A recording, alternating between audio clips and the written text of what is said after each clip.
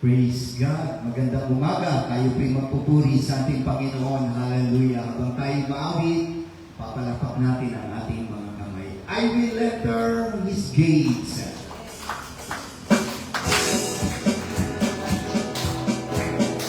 I will enter His gates with thanksgiving in my heart. I will enter His courts with praise.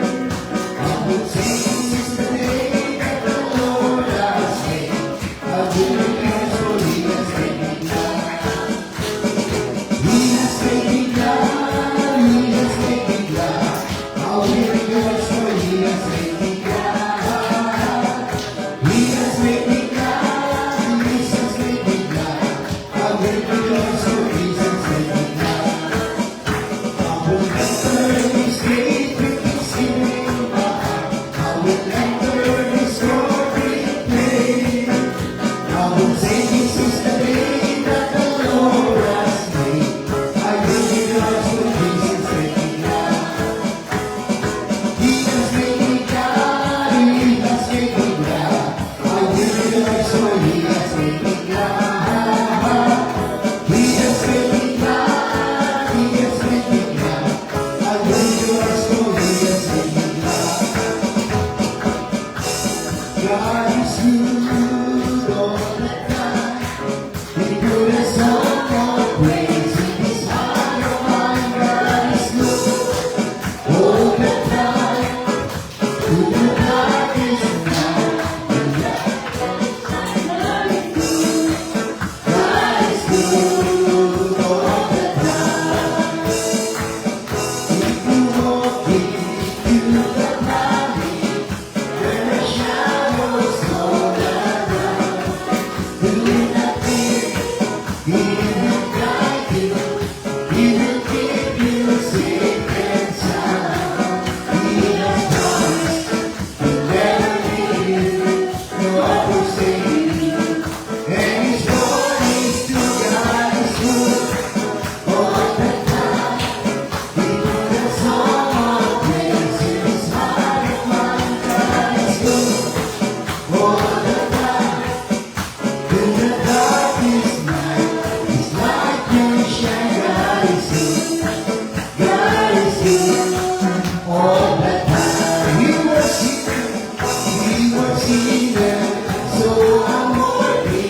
Still for us He used to die. Because we, His Holy Spirit, now we can stand and see God.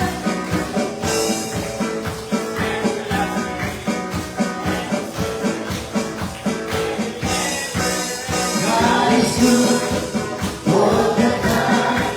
He put a song of praise in His heart of mine. God is good all the time. Through the darkest night, His light will shine. God is good. God is good all the time. What a mighty God we serve. What a mighty God we serve. What a mighty God we serve.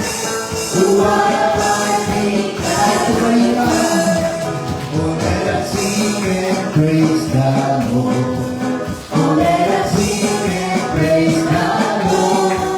Oh, let us sing and praise the Lord. Oh, let us sing and praise the Lord. Oh, what a mighty God we serve. Oh, what a mighty God we serve. Oh, what a mighty God we serve. Oh, what a mighty God we serve. Oh, let us sing and praise the Lord. Oh, let us sing and praise the Lord. Oh, let us sing and praise the Lord. Oh, let us sing and praise the Lord. Isang palakpak sa Panginoon. Patuloy natin ulitan ang ating Panginoon. Dadako tayo sa malumanay na awitin. Ating buksan ang ating puso sa pagtanggap sa Kanyang banal na presensya.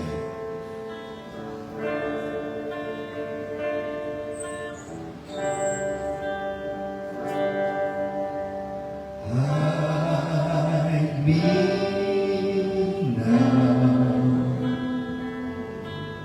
under your wing. Cover me within your mighty hand. When the oceans rise and thunders roll, I will soar with you above the storm. Father, you are king over the clouds. I will be still, know you are God. My bless my soul in Christ alone.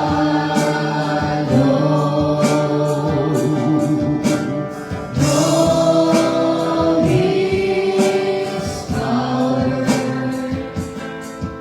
in quietness and calm. When the oceans rise and thunders roll, I will soar with you above the storm. Father, you are king over the clouds. I will be still, know you are God. Bless my soul. My bless my soul in Christ alone. Know His power in quietness and calm. When the oceans rise and thunders roll, I will soar with you above the storm. Father, you are king over the clouds. I will be still, know you are God.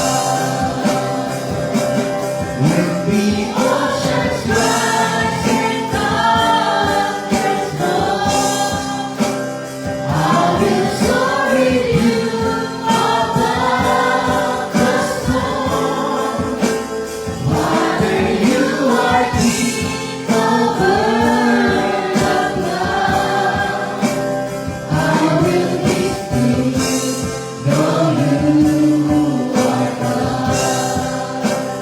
I will be still, know you are God. Purihin natin ang Panginoon. Hallelujah. Sinasamba namin kay Ginong Diyos. Manuwalhati pa lang yung pangalan. Minsan pa kumilos ng aming kalagitnaan. Hallelujah, we give you praise, O God. Move your spirit in this place, O Lord.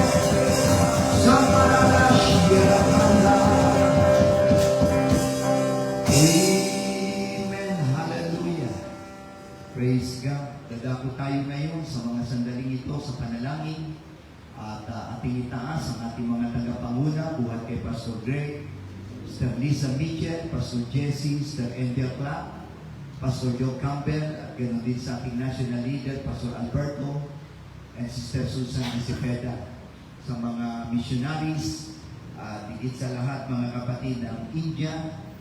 Siya ngayong ipinapanalangin ng ating pong pastor sapagkat kagagaling niya lang roon at ang population ng India ay tinalo na ang China.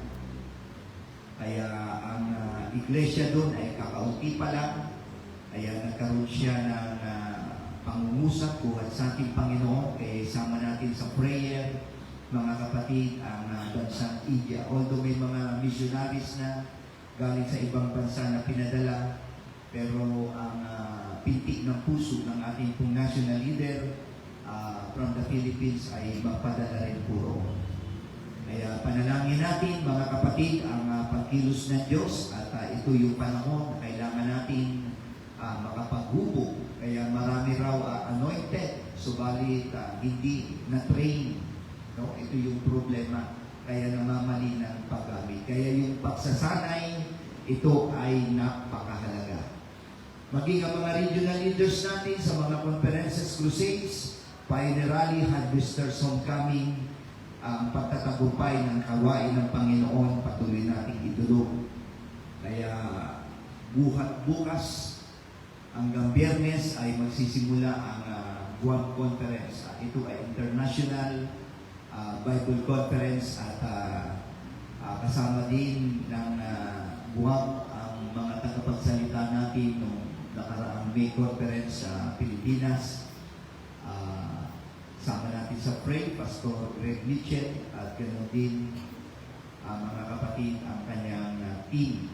Ito yung mga napagkakatiwalaan niya. Kaya kung ating pong titignan, ang ating mga tagapanguna ay abala sila. No? Abala sila sa pagpapahayag ng ibang medyo. Maliban sa may churches silang pinagpapastoran, no? Mga kapatid, may 4,000 na po ang ating church worldwide. Kaya isipin mo yung nakaatang na responsibilidad.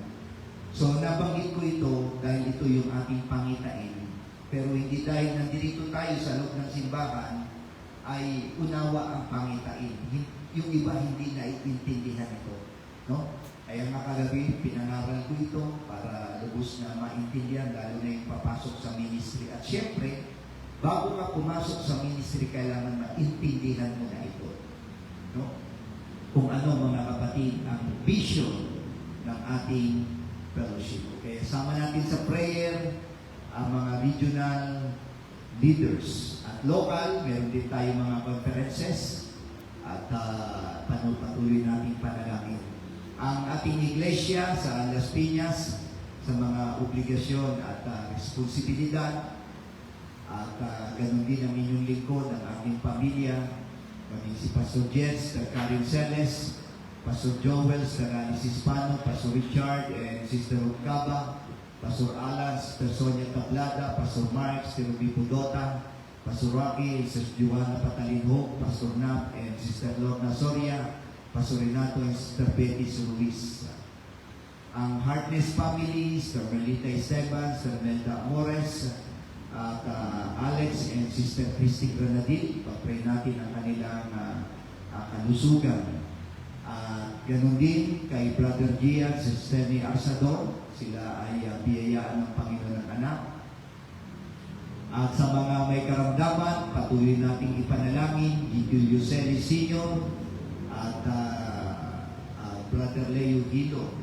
Kaya kagahapon, mga kapatid, humingi siya ng panalangin.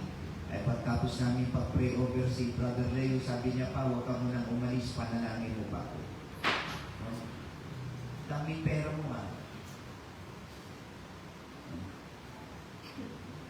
Laglag ng laglag. So, mga kapatid, habang pinagpipray ko siya, yung hawak niya sa kamay ko napakahigpit. No? Ibig sabihin, gustong-gusto niya ng panalangin. Kaya sa mga disciple, meron tayong panalangin Lunes hanggang Sabado sa church. At maging maaga, pagdadalo, dahil meron tayong panalangin. Bago ka gamitin dito, mag-pray ka muna. No? Tignan mo ito. Nandun sa balik ng karamdaman, gustong-gusto niya na siya ipanalangin. At naniniwala ko, ganun din ang gusto mo. Paso, pasama naman sa prayer. Oo, sinasama ka namin sa prayer, pero ang tanong, ikaw ba ay nananalangin din? Kasi iba yun. At hindi naman tayo baldado. Malakas tayo. Kaya agahan, mga kapatid, marami tayong ipag-pray. Maintindihan nyo yan mamaya. In-announce ko na kagabi ito, kaya ito rin yung warning sa akin. Wake up call ito. No? Kaya pag-pray natin na tayo ay tulungan ng ating Panginoon. Kaya sama natin sa prayer siya, maging Sister Linda Caba, nakikipaglaban sa kanyang breast cancer, pero ganun pa man, mga kapatid, sa gawain ay nagpapatuloy, pati dumadalo pa rin sa Sunday School. No? So, napakahalaga ito na kailangan natin, mga kapatid. Kapag may kailangan tayo sa Diyos, mas lalo natin ilapit ang ating buhay sa Kanya. No? Ilapit natin sa Panginoon. Brother R.J. Navarez sa kanyang gallstone, at sa mga abroad, ito kailangan talaga nila ng panalangin. Ella Malinaw, Jenny Malinaw, J. Marie Rapsi, no, yung divine protection ng Diyos. At isa pa roon, mga kapatid, ipag-pray po natin dahil nakakapakinig lang sila ng pangangaral through online. Hindi katulad ninyo nakakunik dito. Kaya ang maganda lang doon, pag may time sila, makikinig sila. Kaya pagka minsan, kulang yung pakikinig at natitimpi na rin yung inis, yung galit. Kasi sa totoo lang, sa ibang bansa, mas mabuti pa ibang lahi kaysa sa kapwa mo Pilipino. Iba ugali talaga ng Pilipino. No? Pag nasa ibang bansa. Kaya may nagsabi sa akin, pag-pray niyo po kaso. Kasi baka hindi ko matiis itong ka-dormate ko, baka masakal ko. Wow, sakit ko ba? Kasi yung pagod na pagod ka sa trabaho, tapos siya nag-hysterical, kasi siya yung walang pakialam. No? Maraming naiinis sa kanya. Kaya kailangan nila, mga kapatid, makapakinig ng salita ng Diyos. No? Yan yung napakahalaga. At syempre, yung divine protection at sama rin natin, mga kapatid, sa prayer, yung kanilang promotion. No? Yung favor ng ating Panginoon. At ngayong umaga, mga kapatid, maaaring hindi nabanggitan yung kahilingan, naririto ka, meron kang personal request. At sama rin natin ang ating pong bansa. Talagang, yun na nga, napakababa ng spiritual life, no? Napakababa ng spiritual life. Kasi kung mataas ang spiritual life, hindi tayo magkakaganito. No?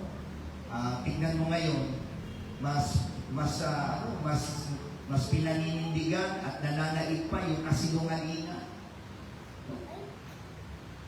Nananaig pa. Kaya payo ko sa inyo, huwag na lang kayong magbukas ng cellphone ninyo para tangkilikin at manood. Para hindi ka manggigil. No? Buksan mo na lang doon sa page natin sa YouTube. Makinig ka ng pangangaral. No? Kaya huwag na natin pag-usapan kung administrasyon ka o antay ka. Kasi hindi nakikisali ang church diyan. No? Hindi nakikisali yan. Ang tungkulin ng church, manalangin lang. Mag-pray lang tayo. Diyos ang naglagay, Diyos din ang may karapatang umalis. At naniniwala ko, pag hindi na nalugod ang Diyos sa leadership, aalisin ng Diyos yan. No? Aalisin ng Diyos yan. Kaya tumawag ka na lang sa Panginoon. At ang sabi nga ron, yung righteous prayer, yun yung dinirinig ng Diyos. Hindi lang basta panalangin, kundi dapat matuwid ka sa harap ng Diyos. No? Tumawag ka sa Kanya. Kaya ngayong umaga, tayo po'y lalapit sa panalangin at anuman ang kahilingan natin, ipag-pray po natin, ganun din yung mga nanonood through online, sila ay pag-ministeryohan din ng ating Panginoon, sila ay palakasin. Kaya sa sandaling ito, merong tayong kahilingan, simulan na natin itaas ito. Habang lumalapit si Brother Bong, papurihan na rin natin ang ating Panginoon. Hallelujah! Glory to Jesus! Salamat, Panginoon, sa iyong kabutihan. Salamat, Panginoon, sa iyong kahabagan, dakilang Diyos, sa pangalan ni Jesus.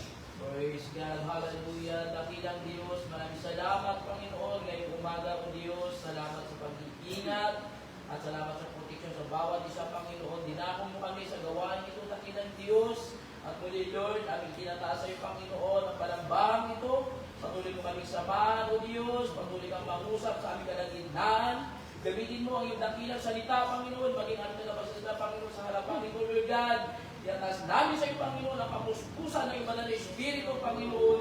Lord, tunay wala kayong magagawa kung wala ka, Panginoon, sa aming mga buhay. Dakilang Diyos, iatasin po namin sa iyo ang aming leadership, Pastor Vic Mitchell, Panginoon, Pastor Brady Simpida, Lord God, maging ang kanilang mga desisyon, mga plano, Panginoon, patuloy pagpapalain, Lord. Gawin ni Panginoon, Lord God, ang under pastor, Panginoon, ng Las Piñas, Panginoon, ang mga daughter church, Panginoon, itatasin namin sa iyo, Panginoon, ang mga kapatiran. Gawin ni Diyos, ang mga kapatid namin sa banig ng kalamdaman, Panginoon. Patuloy ka maghimala ng kagalingan. Lord, ikaw ang siya magpapagaling, Panginoon, ng kung dito ang kagalingan. Salamat, O Diyos. Maging ang kapatid namin sa ibang bansa, Panginoon. Mga kapatiran, Panginoon, sa iba't ibang lugar, patuloy mo silang ingatan. Nilayo mo, Panginoon, sa anumang kapahamakan. Gawin din, Panginoon, O Diyos, ang sistema, Panginoon, ng Pilipinas, Panginoon. Magbigay ka, Panginoon, ng kapayapaan sa aming gobyerno, Panginoon, sa bansa ng Pilipinas. Salamat, O Diyos, ngayong umaga, inaangkin namin ang katagumpayan sa pangalan ni Jesus. Ano tayo magsabi ng Amen. Praise God. Tayo po'y magtanggapan sa isa't isa. I've got the light of God in me. I've got the light of God in me. I've got the light of God in me. I've got His light, His grace to release ability. I've got the light of God in me.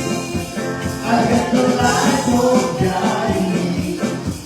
I've got the light of God in me. I've got His light, His grace to release ability. I've got the light of God in me.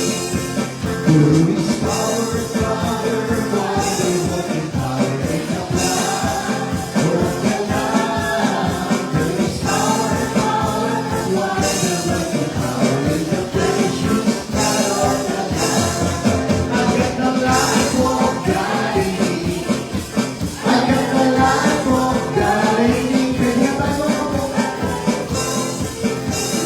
His ability. I've got the life of God in me. Amen. Praise God. At sa ating pong schedule of worship, Sunday school 9 a.m., Sunday morning service 10 a.m., Sunday evening service ay 6:30 p.m. at Wednesday evening service ay 6:30 p.m. At ang ating panalangin Lunes hanggang Sabado at ang ating pong mga activities, mga kapatid, sa June 12 and 13, yan ay Friday and Saturday ay Dasmariñas Church Revival. Preparation po yan para sa kanilang June 14 Dasmariñas third year church anniversary. Mga kapatid, sasama, no? Sasama sa impacting Friday and Saturday. So mag-advise lang kayo. Next week na po yan, mga kapatid. Hallelujah. June 19 and 21, ito naman ang Muñoz Church opening. No, yung ating pong church doon ay magbubukas na at bukas ay iti-take over po ito. Kaya magagawain na sila sa next Sunday. Evening po yun dahil pag umaga ay nasa San Jose sila at ang service sa San Jose ay linggo lang ng umaga at yung linggo ng gabi, ang San Jose ay aalalay muna sa Muñoz sa gabi. No? Kaya yun ang purpose no, pagtutulungan at yung mga gustong sumama 19, 20, and 21. So Friday and Saturday, yung gustong sumama ay meron naman tayong sasakyan. Kaya tutulungan natin yung ating church doon para sa preaching point, no? At mga kapatid, Hallelujah. Sino sasama? Sino gustong sumama sa outing? Praise God. Kasi pag outing kasi, paggalaan talaga eh. Sama ko dyan ha. Ito lang maging aware lang tayo kasi yung hindi ninyo narinig yung sinabi ko kagabi, sasabihin ko sa inyo. Yung ninang namin sa kasal, yung kanyang anak Siman, uuwi lang dahil katatapos lang ng kontrata niya. So, pumirma na siya ng kontrata rin, pasakay na siya. So, mga kapatid, nung nakaraang linggo, yun ay church anniversary ng simbahan nila. Hindi natin kasama. Hindi Papa's House. O taga-ibang fellowship. So, sa mga anak ni Ninang, kasama niya lahat. Pero itong Siman, hindi sumama dahil niyaya siya ng kanyang mga kaibigan, no, na mag-swimming sa falls kasi napakainit niya. Alam mo naman pag Siman, maraming pera yan. Kaya alam ng mga abangis kung sino yung may pera, kaya babarkadahin ka. O di, galante siya, paluwal siya. No, basta. So, nangyari, alam naman natin, pagkasama mo taga sa limutan, yayayain kang uminom. E di nag-swimming. Ito nangyari ngayon. Sinugod ngayon sa clinic. Hindi sa hospital, sa clinic. Eh nagtataka yung ninang namin bakit lumaki yung tiyan. So hindi sinasabi kung anong dahilan. Basta sinabi lang daw ay bigla na lamang kinapos ng paghinga at pagkatapos biglang nagsisyo at yun na tuloy-tuloy na. No? Sa pagkakaalam ng ilan, nung time pala na yun ay nakainom. Galasing, tapos naligo. Inabot ng cardiac arrest. Nakainom ng tubig kaya lumaki pala yun dyan. Kaya yung ninang namin, mabigat yung loob sa nangyari. Pero nandun na yun eh. Kasi ang pinili ng anak niya, hindi simbahan, kundi gala.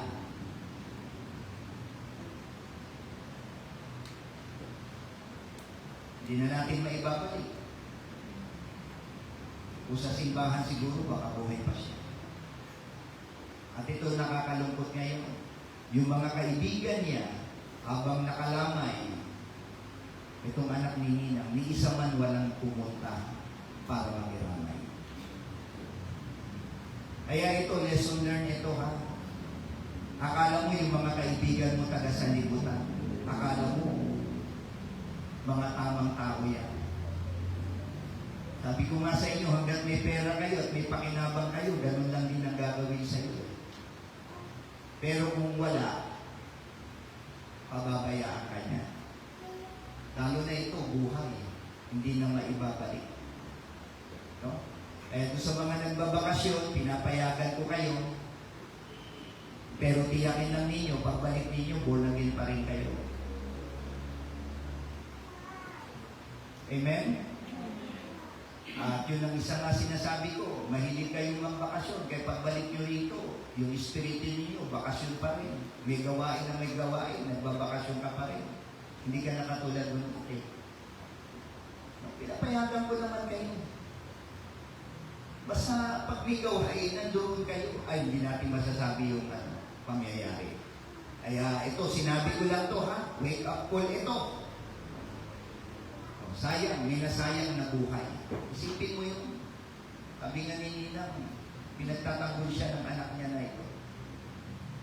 At isa pa, ito yung tumutulong sa kanya. O ngayon, tignan mo, nawala. Eh, masakit talaga, mga kapatid.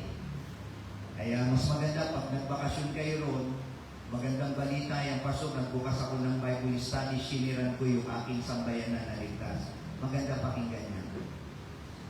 Kaysa yung nagbakasyon ka na matuklasan ko, kaya ka palang bumakasyon dahil may pesta pala sa inyo. Kristiyano na tayo. Amen? Wala na kayo makailan na. Meron bang na-mesta? Ang kwento rito mga kapatid, para sa pamilya. Pag pumunta, para sa pamilya, ibanding ninyo. Buti nga kayo, nakakabakasyon. Kami ni Mrs. hanggang plano lang. Sabi ko nga kagabi, next year, magsisenyor na si Sister Susan. Hindi siya nakakauwi ng Roblo. Sabi niya, uwi naman tayo. Sige, wala, puro plano lang. Natapos na yung birthday niya. Kasi birthday niya May. June na tayo ngayon, wala. Puro plano lang. Eh sabi ko, hindi ka loban ng Diyos. Pagantay ka lang ako, sabi ko. Palagay ko baka next year ay senior ka na, may discount, eh, mas maganda yan. Mapapamura yung ticket natin. So, timing lang. Paalala lang yan ha, hindi ako galit. At di ako namimersonan. Paalala lang yan. Kasi buhay ang kapalit. Kakalungkot. Hallelujah. Okay. Tsaka pinapayagan ko naman, alam ko naman. Magpaalam lang. Pag hindi ka nakadalo, magpaalam lang. Alam mo bakit? Si Pastor. Alam mo ang dahilan?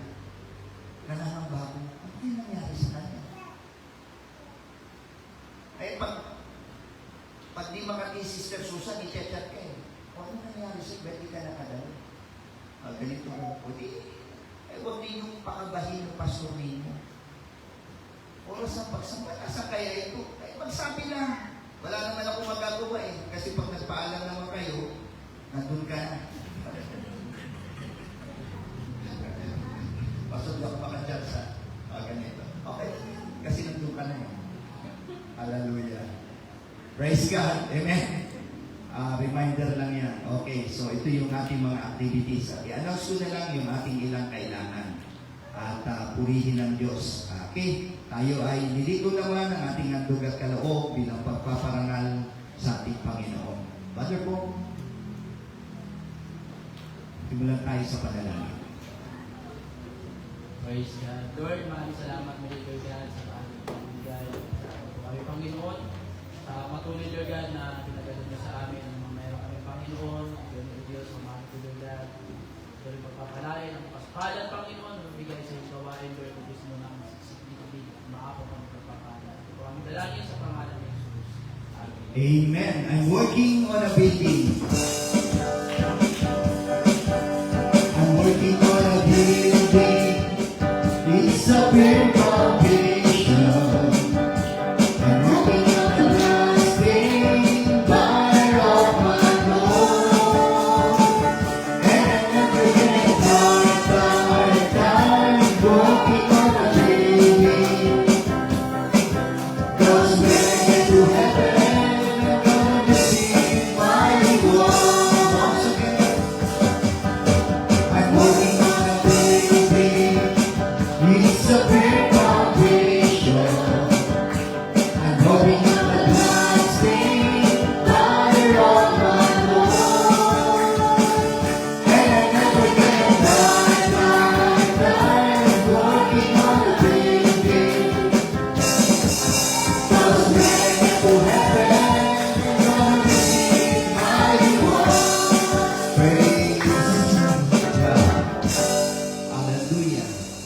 Sinong handa na ngayong umaga? At mga kapatid, ang magdadala ng mabuting balita. Nung una siya na pumunta rito sa ating simbahan, pinasundo ko pa kay Brother Ray. Then, pagkatapos noon, hindi na nasundan yung kanyang pagbalik. Hindi ko alam na siya pala ay na-assign sa ibang mga probinsya. No? Kaya nagpipray ako na sabi ko, Lord, mag-raise up ka ng disciple na mayroong mabuting espiritu. Kasi dapat ganito specific yung ating prayer. Hindi lang magligtas, kundi magligtas ka ng disciple na mayroong matuwid na espiritu. Bakit ko nasabi po ito? At nakita ko sa kanyang pagiging sincero sa ministeryo. No? Pag binigyan mo ng trabaho, talagang tinatrabaho niya at ayaw niya na hindi ito pinaghahandaan. Kasi may kaugnayan yun sa kanyang personalidad, sa kanyang profesyon. At katunayan yun, mga kapatid, na siya'y sinasamahan ng Diyos. Nung humingi ako ng prayer request sa kanya, marami naman dito, hindi dahil sa wala kong tiwala sa kanila. Pero yun yung lead ng Holy Spirit na siya yung maglilid para ipag-pray ako nung ako ay magtitake ng US visa. At salamat sa Diyos, nakapasa po ako. No? Take 1 lang, nakapasa ako. At siya yung una kong sinabihan, sabi ko, thank you sa prayer. No? Thank you sa prayer. No? Nakapasa ako. Pangalawa, siya rin yung isa sa ginagamit ng Panginoon kung bakit tayo nakaka-survive. Yung mga obligasyon natin dito sa Las Piñas at ganun din sa labas. Mga kapatid, siya yung sagot. No? Siya yung ginagamit ng Panginoon. Ulitin ko lang ha, yung ating bill sa kuryente umabot ng 25,000 last week. Sabi ko saan ko kukunin ito. So praise God. Isa siya sa ginamit rin ng Panginoon. Kaya nakasurvive tayo. Actually, nakakapanginayang magbayad ng gano'n. No? Nakakapanginayang. Pero wala tayong magawa. Kaya nga sabi nung sa akin ni Pastor Alan, kasi sa Miracle siya nagtatrabaho, Pastor, basta tandaan mo yan. Pag month of May, tataas talaga yung rate ng kuryente ng Miracle. At November, tataas yan. Alam niyo bakit? Kasi mayroong mga bonuses yung mga taga-Miracle. Doon kinukuha. Ay sabi niya, yan ang magandang negosyo. Amen. Huwag kang magalit ha. No? Huwag kang magalit kay Pastor Alan. Baka kuryente kaya. Okay, hindi na ako magpapakaligoy-ligoy, mga kapatid. Isa siya sa pinagkakatiwalaan ko ng mga disciple dito. At naniniwala ko, pinagpala ako, pagpapalain din kayo. Brother Vincent Amores, palapakan natin ang Panginoon. Praise God. Sa Diyos lang lahat ng kapurihan kasi nagulat din ako nung tinawag ko yung pastor para ipag-pray yung application para sa US visa. Never ako nag-apply doon kasi alam ko rin, hindi ako mabigat yun. Siyempre, ano sasabihin ko Lord. Pero, wala talaga, mahirap para sa atin, pero si Lord naman yung kilos dyan. Kaya, pag mga ganyan, iyan na natin si Lord. Hindi ko na rin maalala ko na yung nabanggit ko. Basta sabi ko, Lord, kalauban. Kasi kapag kalauban ni Lord, nalang makapigil dyan. Ayan. Tapos, yung nabanggit ni Pastor na magsasabi talaga kapag wala dito, lalo pag schedule, magsabi in advance. Huwag yung kung kailang araw doon lang magsasabi kasi yan, narinig na rin naman na hindi alam ni Pastor kung anong nangyari sa akin kasi hindi nasundan dati. So yun, lesson learned din sa akin na kasi syempre busy, ganyan, hindi na nasabihan. Pero yun, huwag natin biglain na ay wala pala, hindi na alam kung ano nangyari. At least aware ng ating tagapangunan. Saka huwag natin pinapahaba si Pastor, alam natin yung kalagayan, di ba? Di ba? Ewan ko na lang kay Brother James bago sa kagad umangat o promote, di ba? Ayun, so talagang napapanahon ng ating mga naririnig. Salamat sa Diyos sa patuloy na pagkilos at sa tiwala ni Pastor San Privilegio na ma-assign muli sa ating mga Biblia, 2 Corinthians 4 verses 8 hanggang 9. Sa ngayon naman, sanay na kayo pag ako English talaga. Kasi baka mautal naman ako pag Tagalog. Ayan. 2 Corinthians 4 verse 8 hanggang 9. We are pressed on every side by troubles, but we are not crushed. We are perplexed, but not driven to despair. We are hunted down, but never abandoned by God. We get knocked down, but we are not destroyed. Salamat sa ating Panginoon, sa kanyang banal na salita. Tayo muling yung umuna. Bago na lahat para sa panalangin, dakilang Diyos, salamat Panginoon, Ikaw ang Diyos na laging kumikilos sa buhay ng bawat isa, Panginoon, Kaya sa ngayong umaga, Ikaw ang aming Diyos, Ikaw may hawak ng lahat, Panginoon, ng aming mga buhay, Panginoon. Lord, we pray na gamitin mo ang pangangaral ngayon, Lord God, magbigay ng panibagong kalakasan sa bawat isang narito, pa rin na rin mga kapanood online, Panginoon.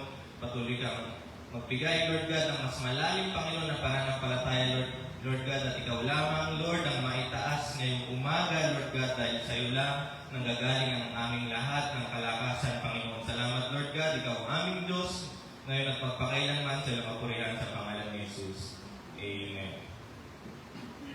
Mga kapatid, pansin naman, kahit hindi ko banggitin, pansin naman na recently, ang dami nating mga kanya-kanyang pakikipaglaban. Ang daming mga nangyayari, yung mga nasa bakasyon, tawag na. May oras para sa bakasyon, may oras para sa gawain. At marami pang iba na mga nangyayari. Yan. Kaya kanina rin, biglang nabago yung worship song, hindi talaga still yung unang naipasok sa line-up, pero biglang naging still. So doon pa lang sa worship song, nakikita na may mga pakikipaglaban, diba? Yung lyrics na, Father, you are king over the flood. At ulan na. Yun na. Baka maging literal. May sisikat na naman yata na ahensya ng gobyerno. Anyway, ayun nga, maraming mga laban ang bawat isa. Meron sa kalusugan, yung pakikipaglaban para sa kalusugan, laban sa masakit. Hindi yan isang gabi lang. Hindi yan matatapos ng isang tulugan lang. Mahaba-haba yan. Meron din naman sa work. Ayan, narinig naman kay Pastor, di ba? Tapos, meron din naman dito, hindi ko napapanggitin kung sino, nasa loob na ng church, pero ginugulo pa rin ng trabaho. Minsan, pipilitan pa rin na i-entertain yung trabaho para oras ng gawain.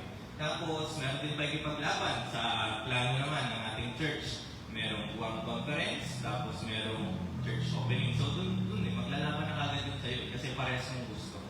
Tapos, hanggang sa giving, may pakikipaglaban dyan. Nabanggit naman na tumaas yung electricity bill natin. Ngayon ko lang nalaman na pang bonus pala yun. Dati parang gano'n.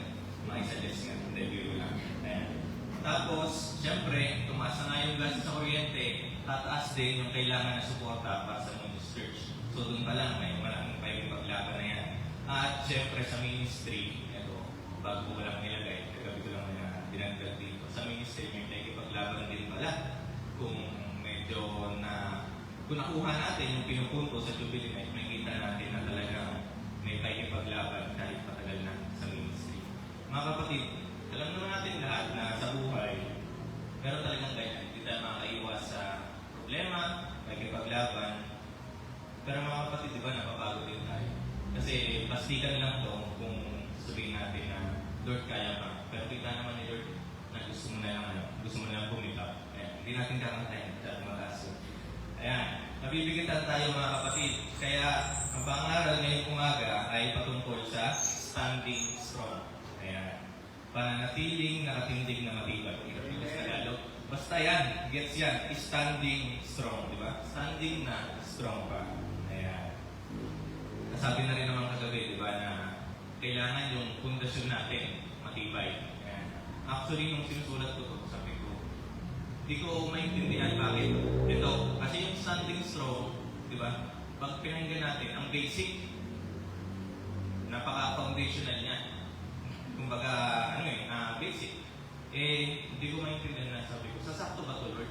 Kasi ito talaga doon napupunta. Doon na napupunta. Natapos yung pagsusulat nito, Friday. So, before yung Jubilee Night. Sabi ko, Jubilee Night yung susundan. Sabi ko, ito, paano kung ganito, ibang topic, malayo, pero ayun na nga, lumabas din sa Jubilee Night na dapat yung ating pundasyon matibay talaga. Mga kapatid, kasi yung tanong kung kaya ba natin yung problema o hindi, nakadepende yan sa pundasyon natin. Halimbawa sa school, mga kapatid, yung 1+1, di ba? 1+1. Kailangan maunawaan nga, kailangan magaling ka dyan sa basic na 1+1. Kasi pag angat mo, turuan ka ng algebra, trigonometry. Kung di ka magaling sa 1+1, pag binira ka ng sine, cosine, tangent dyan, sakit na nun. Hindi mo na kaya. Lalo kung mag-engineering ka pa. Yung basic ng engineering, trigo, physics, tapos bibirahin ka ng mga